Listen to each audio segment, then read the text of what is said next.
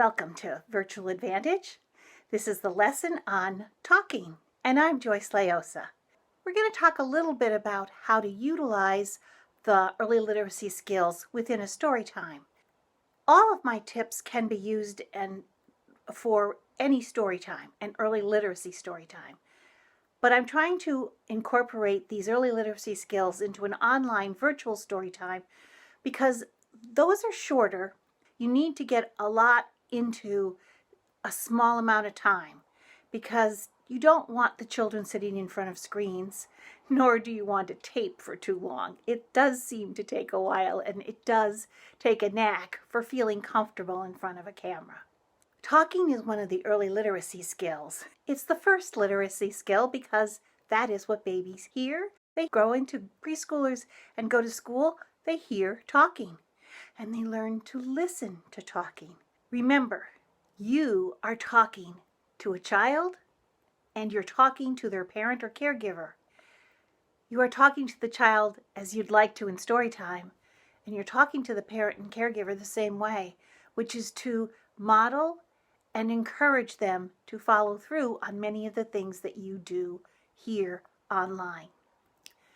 So think about talking to a baby, babbling.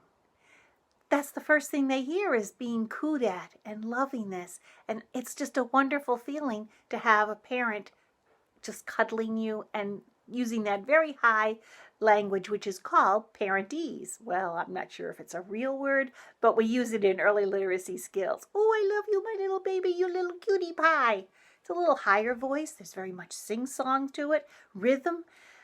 That's the first thing they hear, which they learn is parent voice, siblings' voices. They start to learn their name as it's been repeated over and over again, and they start to move their mouths like they're watching mommy and daddy do. They are following the lead. As we talk, what are we doing?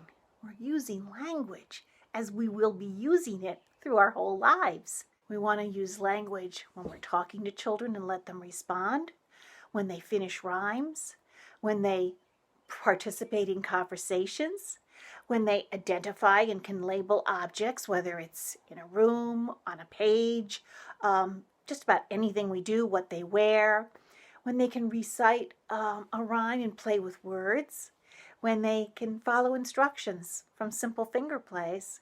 How about rhymes? Rhymes are so great.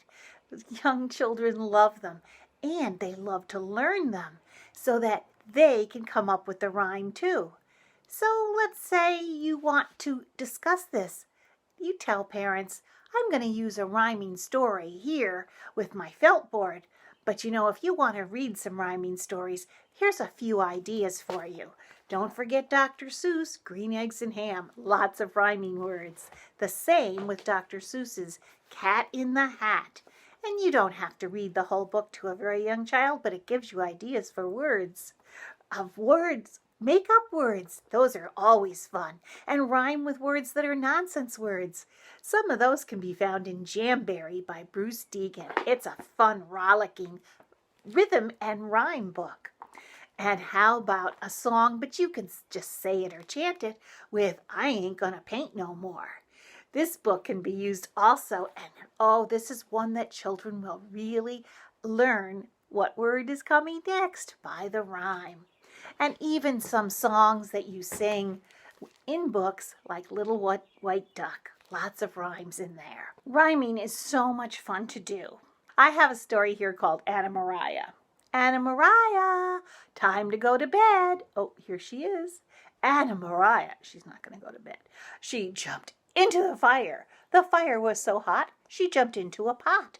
The pot was so small, she jumped onto a ball.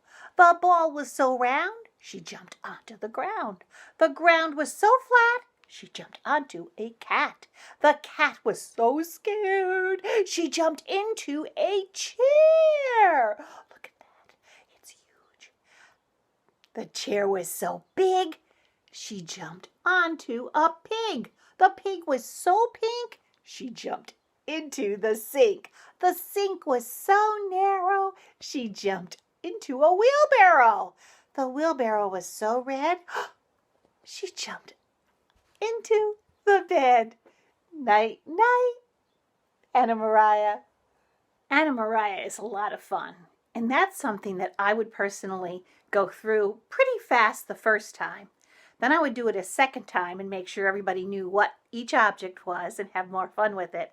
And the third time would be, now you say it with me. Having the children participate in conversations, whether you go to the grocery store, getting dressed, and labeling illustrations from picture books.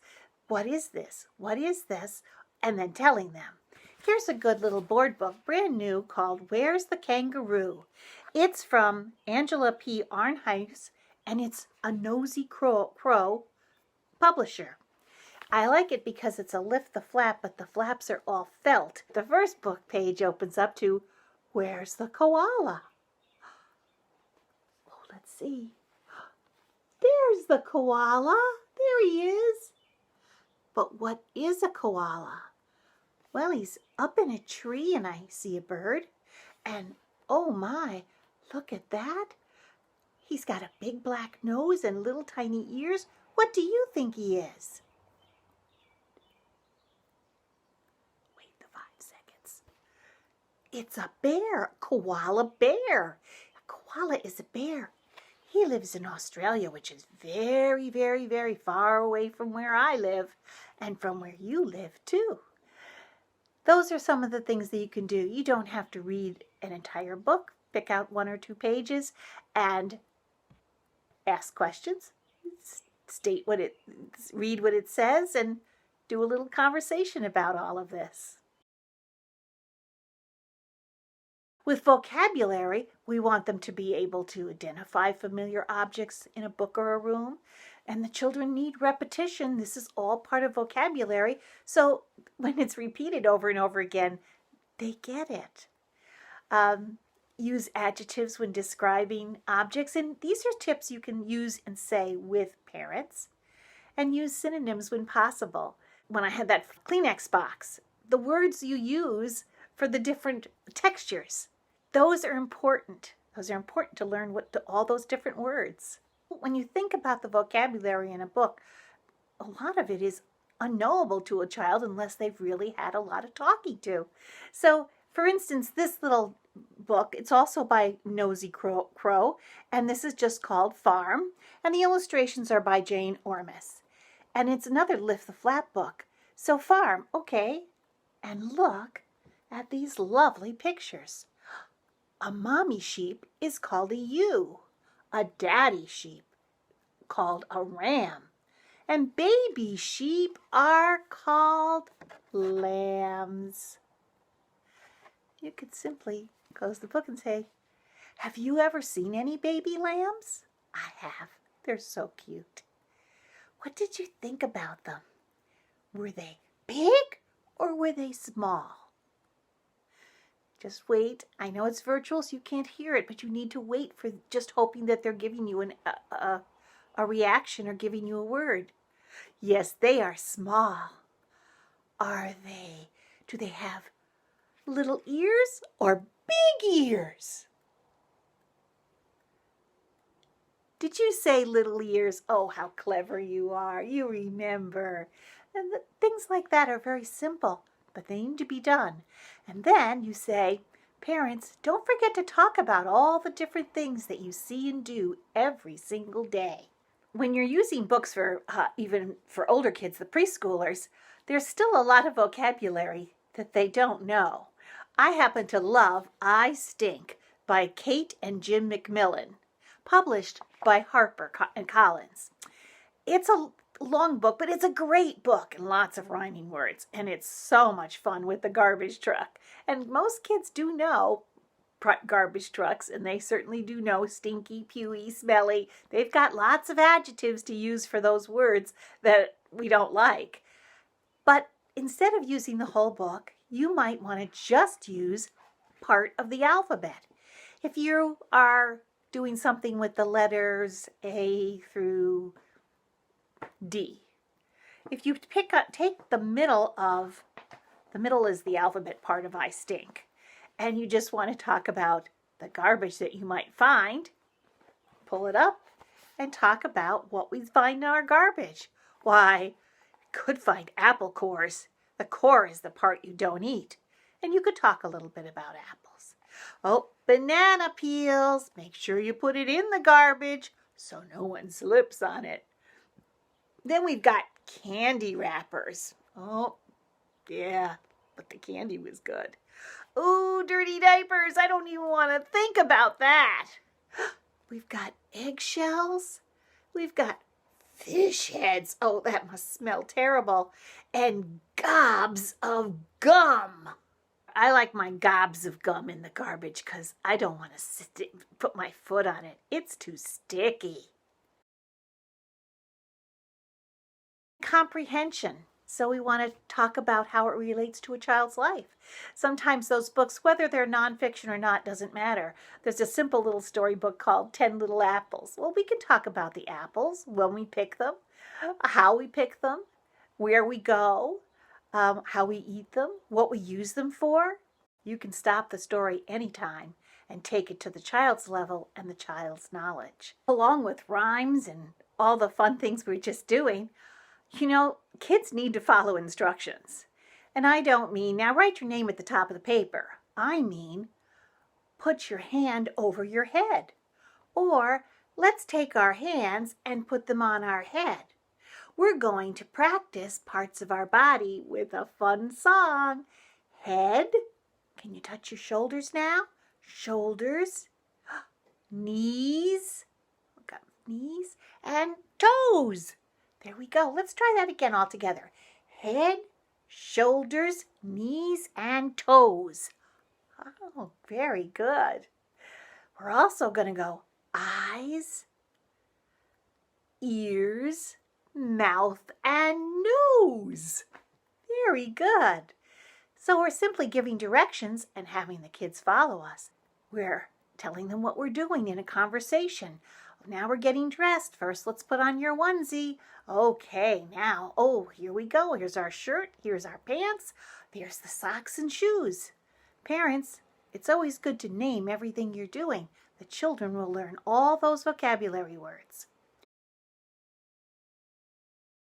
One of my favorite things is to do felt board stories. Without being attached to the book, all eyes can be focused on a felt board much easier than the illustrations in a book. Unless the illustrations are large, you have a large book. But it's very hard for children in a group to focus on the book. I'm using less and less books because I think they're better for labs, for parents and caregivers to actually interact with. Our storytelling techniques are the incredible opportunity for kids to learn a lot about all stories. The narratives, a beginning, a middle, and an end. Certainly when you use something like the Three Billy Goats Gruff, you've got different sizes. You've got a villain with the troll. You use your voices. Oh, little baby Billy Goat goes trip trap, trip trap. Middle Billy Goat Gruff goes trip trap, trip trap. And of course the big Billy Goat Gruff goes trip trap, trip trap, trip trap. All of these are indications for young people about what's happening. This is where we synthesize everything with the storytelling. This is where we put together all of the narratives, the vocabulary, the adjectives. This is where we do all of the main part of our discussion. So I really hope that this has helped you because talking is all about using language. And finally, in a storytelling circumstance, whether a child is loving a story you tell and wants to retell it back to you or retell it to a parent, or the best would be, parents, see if your child wants to tell another person the story they heard today at Storytime with some prompts from you. I bet they could tell Three Billy Goats Gruff with a little help. They'll get it. And so I hope that talking is something that, because we do it so easily, we can impart to parents and caregivers and to children, because it's a very important skill when they learn to read.